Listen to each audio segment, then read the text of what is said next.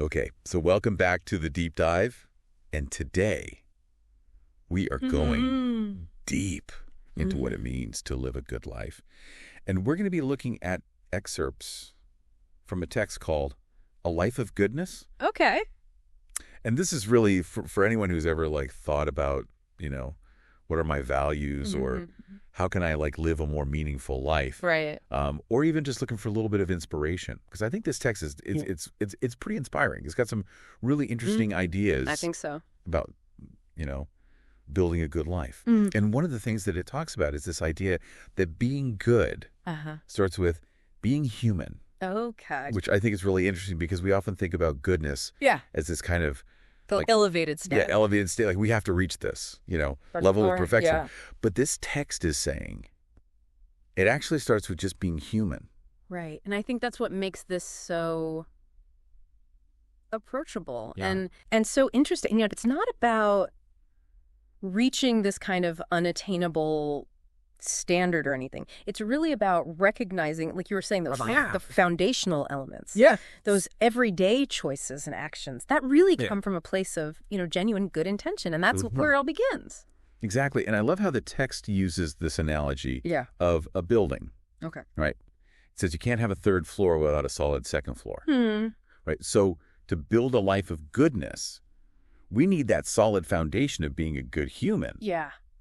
But what does that actually look Yeah. like in practice? Well, that's where it gets really interesting because it talks about how being a good human is about cultivating that self-awareness. It's Yeah. not just about understanding our own motivations, but it's also understanding how our actions ripple outwards and affect others. yeah, It's about nurturing empathy, right. recognizing that interconnectedness. Exactly. And the text actually used this great phrase. It says, doing the needful. It's so simple, but it's so powerful.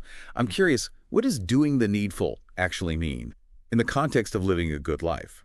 To me, it really suggests moving beyond, just following rules or doing what's expected of us. It's about going a little bit deeper Okay. and cultivating a deeper understanding of what's actually needed Yeah. in any given situation, and Yeah. then having the courage to step up Right. and act accordingly, like Yeah. it says in the text. There's a real shift that happens when you go from simply being told what to do to understanding it for yourself. Yeah. That's a mark of real growth. That makes a lot of sense. Yeah. And, the text also talks about how good human beings Mhm. are happy souls. Okay.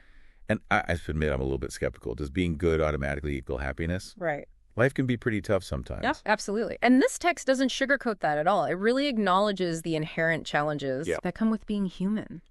We experience joy and sorrow, successes and setbacks.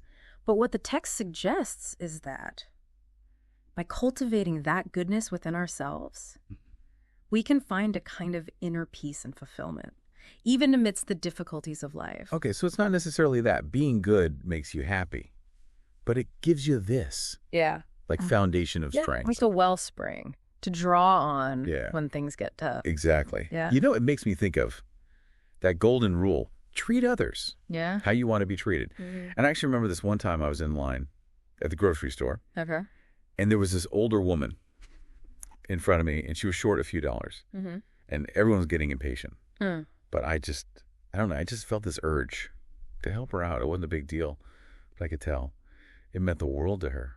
And you know what? It made me feel good too. That's a perfect example of empathy in action. And this text really stresses the importance of empathy for a good life. When we put ourselves in other people's shoes and consciously make an effort to create positive experiences for others, we're also contributing to our own well-being. So if we're putting all these pieces together, this idea of building a good life through being good humans, fostering empathy, recognizing those inherent challenges, what does this all mean for us as we try to navigate our own lives? That is the big question. And I love that the text leaves us with this really thought-provoking question. And it says, if being good starts with being human, then what does being truly human mean to you?